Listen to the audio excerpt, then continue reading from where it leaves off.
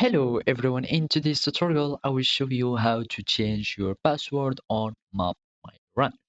First, you should have an account on MapMyRun and go to the website because the reset of your password won't be working on your mobile phone.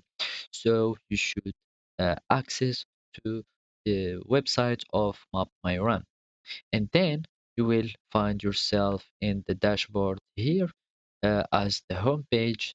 So we need to go to the settings panel or the settings menu by only clicking on your avatar here and just click on it, and it will take you to the settings panel. Now I can see this menu here, and we have to choose account. After choosing account, as you can see this settings, I can change either the email or can, and after clicking the request password reset, as you can see, they will be sending an email. As you can see, it's already arrived.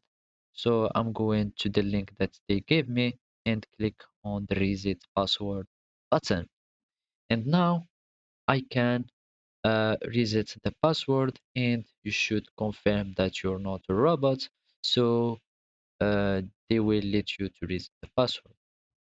Of course, you should make or you should create a strong password to be accepted, or just leave the password generator granted by the Google to generate a strong one. Basically, those are the steps to change your password on MapMyRun. Thank you for watching and goodbye.